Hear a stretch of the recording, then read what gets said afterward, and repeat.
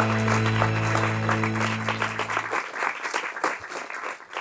like you to take a moment and think of the times you've stared at a blank page. What comes to mind? Is it the possibility, all the promise of the blank page? Is it the procrastination, all the ways that you avoid the blank page? As a novelist, I'm quite familiar with all aspects of the blank page. But I know it's not novelists alone who face this. Whether you're working on a research paper or preparing for an important meeting, the blank page is the blank page. But before we talk about how to face it tonight, I want to show you a drawing. When my daughter was 5 years old, she drew a sketch of me. And if you've ever had someone draw a picture of you, a child draw a picture of you, you know how revealing it can be. So here's the picture. There's a lot that could be said about this picture. Why is the chair so big? Why am I so far from the desk, so far from actually accomplishing anything? What I love is the red dress.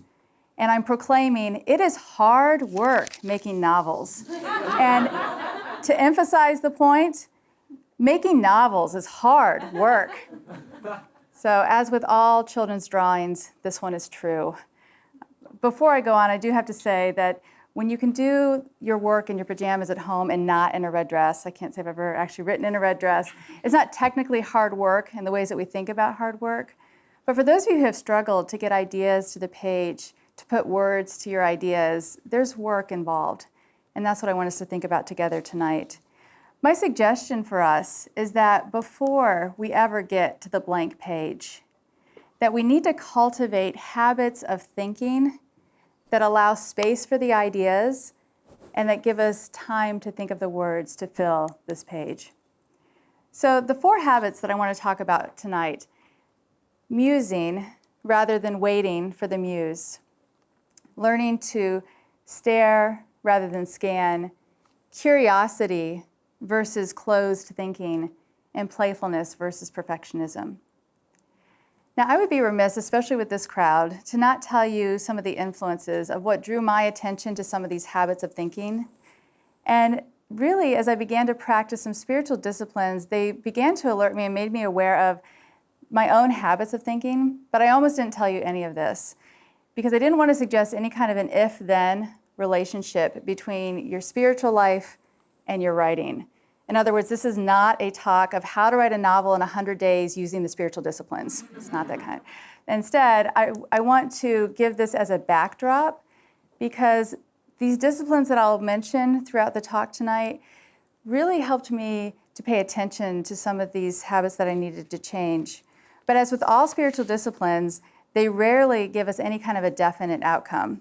Adele Calhoun, in her Handbook of Spiritual Disciplines, says, desiring God and not demanding an outcome puts us in the risky place of waiting and longing. The truth is, we do not know how God intends to conform us to the image of his Son. And the other reason I almost didn't mention this is that I didn't want to suggest in any way that I had mastered any of these practices. In fact, if spiritual disciplines are working, they make you more aware of your need for them, not less. So our first habit to consider tonight is musing versus the muse. Few of us like to wait, but choose to wait? Why would we choose to wait?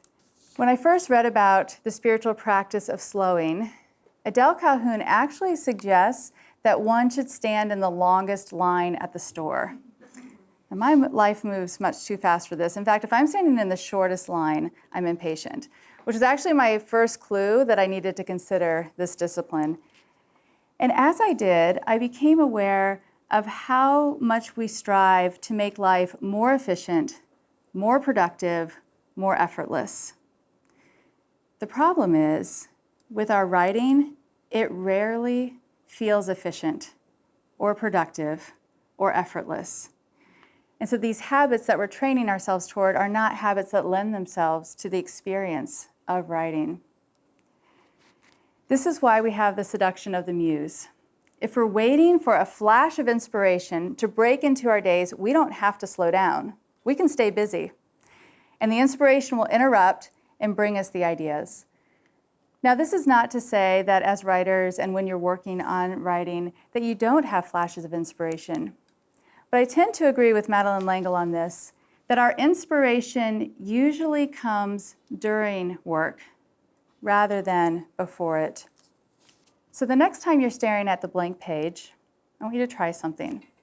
Tell yourself, I have plenty of time.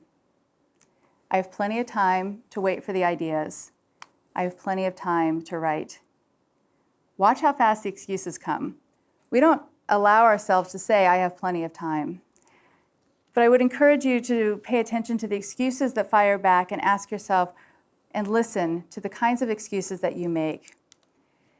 The other thing you can do is you can start to practice slowing and think about how this habit of musing might take you toward your work. One thing you can do is if you're staring at the blank screen, physically turn your chair toward a window and give yourself permission to stare out a window. Sometimes when we stare out a window, we're saying to ourselves, I have permission and time to allow for the ideas. It may mean buying a cheap spiral notebook and writing your ideas by hand, slowing down the act of writing. Read widely and deeply. Meander with the words and thoughts of others. Give yourself permission to research and to read. Take long walks without a destination. I've often found that when I physically wander, it gives me space for my ideas to wander. Get away from the desk. When we give ourselves this space to muse in this way, we'll understand what Kathleen Norris once said when she was asked, what is the main thing that a poet does? To which she said, we wait. The next habit I want us to consider is staring versus scanning. To stare is to see. And one of the practices that has slowed me down to see is a practice of gratitude. Gratitude is when we say, there's more to this moment than I'm seeing. Ben Patterson has noted that gratitude and joy are the twin children of grace. We've come to more fully live in gratitude by moving toward God's ultimate grace. I have found, especially in times of hardship and suffering, it's hard to say, I am grateful for. There was a time where we had a family member in the hospital for an extended period of time, and it was really hard to say, I am grateful for. But it was one of those times when you are utterly dependent on the kind word of a stranger, or coffee that's hot and strong, or the gift card from the friend to remind you to have dinner. But when you practice slowing and staring and saying, I am grateful for, you remember to see the stranger and the coffee and the friend. And as we begin to see, we cultivate these habits of attention. And as Flannery O'Connor reminds us, the writer should never be ashamed of staring. There's nothing that doesn't require his attention. How can we expect to have anything to say when we get to the blank page if we haven't taken the time to slow down and see? But it's getting harder to stare. A couple of weeks ago, I sent my students out around campus and encouraged them to sit in front of works of art that they typically walk past. And what fascinated me when they came back to tell me about their experiences was that one student shared how someone actually expressed concern for her because she was sitting and staring. Are you okay? But she's just sitting there. Because what happens when we have time to stare? What do we usually do? We look at a device. And so as we think about learning to stare, we often opt for scanning over staring. We live in this state of interruption with the ring and the buzz and the beeps that cause us to do this. Former Microsoft executive Linda Stone coined a phrase. She says, we live in a state of continuous, partial attention. What I found more interesting than even this phrase was her thinking behind why we do it. She says, we desire to be a live node on the network. We want to connect and be connected. We want to effectively scan for opportunity and optimize for the best activities and contacts in any given moment. This is key. To be busy, to be connected, is to be alive, to be recognized, to matter. How can the blank page compete with that? When we think about why we turn to scanning over staring, we have to think about why we're doing so, what it means to us to remain connected. Why do we look toward the scanning instead? So by the time we get to the blank page, we have trained ourselves. We've trained ourselves to stare, or we've trained ourselves to scan. So what are some ways to cultivate habits of staring? Back to Adele Calhoun's advice, pick the slow line. It's painful, it really is. But pick the slow line and give yourself time to see. Take an everyday object that's faded into the background. I actually visited an art class recently, and I handed them all oranges, and I said, spend 10 minutes with an orange. 10 minutes is a really long time with an orange. But after 10 minutes, you will see and smell and taste that orange in ways that you have not in a really long time. Stay with the blank page. When you have no ideas, learn to sit with that really uncomfortable feeling. Don't try to move away from that feeling by jumping online. If you're sitting with a blank page and you have no ideas, it's actually better to sit there and type, I have no ideas, I have no ideas, I have no ideas, I have no ideas. I promise you will bore yourself toward an idea. Try it. The third habit I'd like us to consider is curiosity versus closed thinking. And for me, the spiritual cousin of curiosity is humility. I like in Mere Christianity how C.S. Lewis gives us a glimpse of a humble man. He says, do not imagine if you meet a really humble man that he will be what most people call humble nowadays.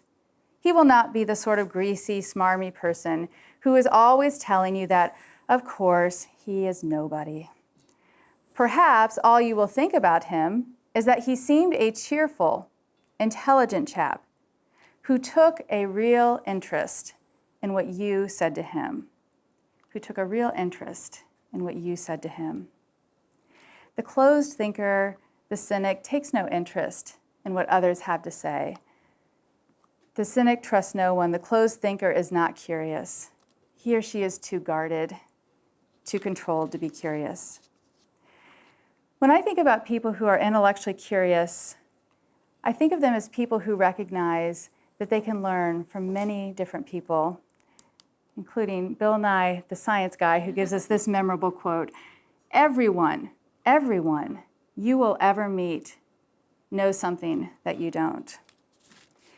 So as I think about the people who are the most intellectually and creative, humble people who I know, I see in all of them a curiosity about people, a curiosity about ideas. How do we practice this? Talk to enough people and read enough books to keep remembering all that you don't know. Get outside of the enclave of what feels safe and talk to people who have really different experiences, really different ideas, and ask them questions toward understanding. Ask unexpected questions. I always enjoy being at parties with my husband because he doesn't ever ask people, what do you do, where are you from? He always says, what do you do for fun? People are so surprised by that question that it actually gets them talking about themselves. And what I also love to see is that he shows a genuine curiosity. He really wants to know. He wants to access the actual person in front of him. Listen toward learning. With my students, we often talk about the ways of listening. We can listen to try to understand, or we can listen and try to think about what we're going to say next. Listen toward learning.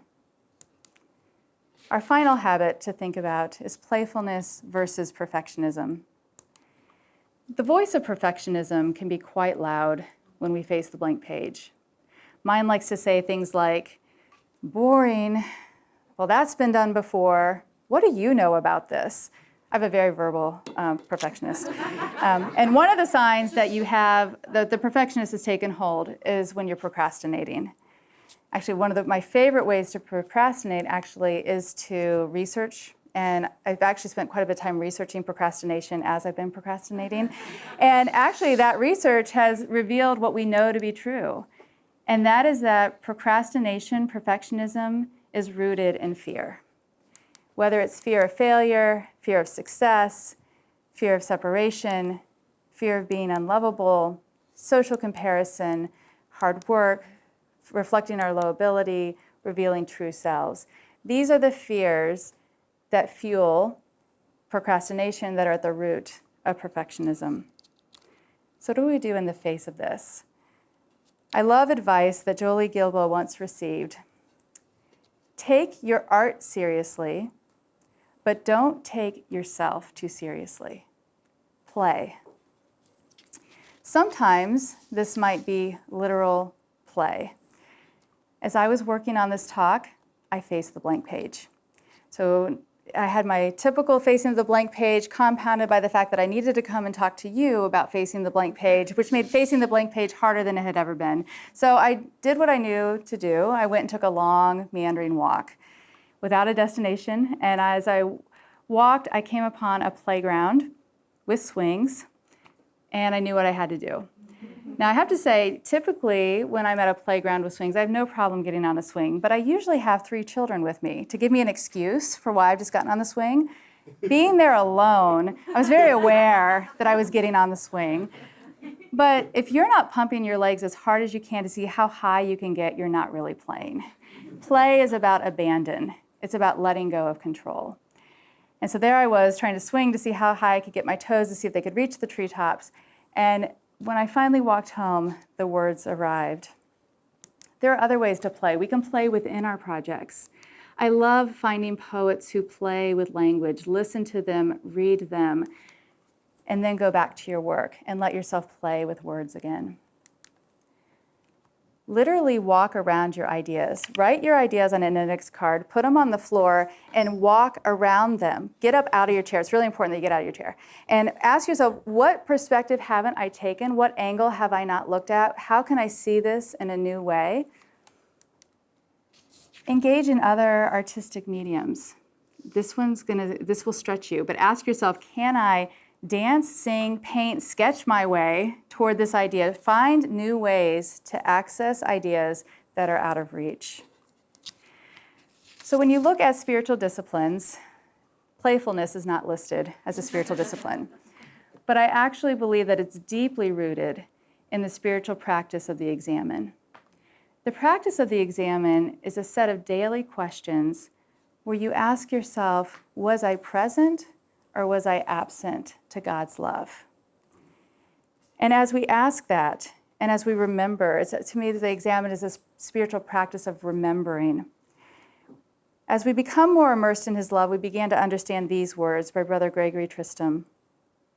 Life lived under the performance principle makes us slaves to insecurity and anxiety, constantly comparing ourselves to others, struggling to reach a level of achievement which always eludes us.